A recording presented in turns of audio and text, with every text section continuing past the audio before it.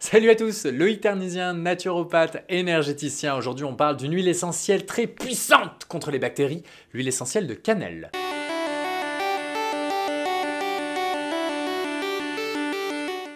Faut que je me calme contre les bactéries. Les bactéries sont nos amis. Parce que n'oublions jamais que les antibiotiques, ce n'est pas automatique. Jamais tu commences la vidéo, ça va, on se calme.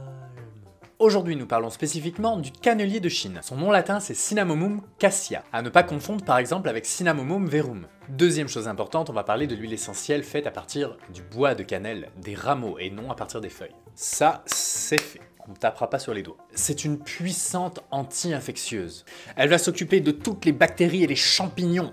C'est aussi une excellente antiparasitaire. Donc si vous avez des vers intestinaux, c'est à celle-là qu'on va penser. Elle est légèrement antispasmodique.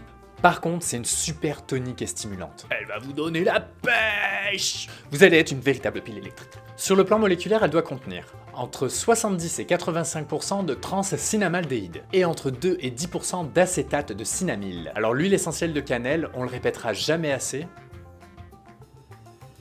n'est-ce pas Bécassine, est exclusivement réservée à l'adulte. Elle est interdite chez les femmes enceintes, les femmes allaitantes, les enfants, les nouveau-nés, les chats, les chiens, les extraterrestres et même les lutins. Pourquoi je me suis tapé sur la tête en disant ça? Elle pourra être utilisée par la voie orale, la diffusion aromatique et la voie cutanée. Alors je vous arrête tout de suite. La voie cutanée, il faut la diluer à mort. Genre maximum de 15% avec de l'huile d'olive. Bah parce que sinon votre peau va tomber en fait. C'est pareil pour la diffusion, hein. Pas plus de 5% du mélange que vous allez diffuser. Car si vous la respirez trop, elle est irritante pulmonaire, en plus d'être irritante cutanée. Elle est aussi photosensibilisante, c'est-à-dire qu'on s'expose pas au soleil après l'avoir appliquée. Allergisante, donc si vous avez de l'asthme, vaut mieux faire affaire avec un professionnel de la santé, et hépatotoxique. Vous allez donc pas l'utiliser pendant de longues périodes. Par contre, ce qui est génial, c'est que vous pouvez utiliser ses propriétés sur le plan vibratoire sans avoir à être en contact avec l'huile. Ça reste quand même une huile à manipuler avec précaution. Comment allez-vous pouvoir l'utiliser? 1. En cas de troubles infectieux, vous allez pouvoir mettre une goutte dans une cuillère à café d'huile d'olive 4 à 5 fois par jour.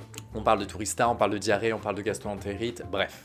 Et 2, vous allez pouvoir l'utiliser en cutané de manière drastique uniquement pour les verrues. Dans ce cas, vous allez prendre un coton-tige, mettre une goutte pure sur le coton-tige et tapoter la verrue 2 fois par jour pendant 3 semaines, faire une pause et répéter au besoin. Avez-vous déjà utilisé l'huile essentielle de cannelle? Si oui, dites-moi pourquoi dans les commentaires, je suis curieux de savoir. Si vous avez aimé cette vidéo, un petit pouce vers le haut, un petit partage s'il vous plaît pour m'encourager et je vous dis à très bientôt pour un nouveau tuto. Salut!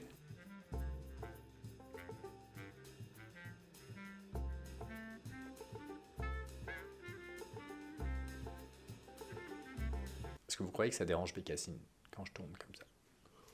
Oh, c'est le petit chihuahua, il est là, je caresse le petit chihuahua, oh là là.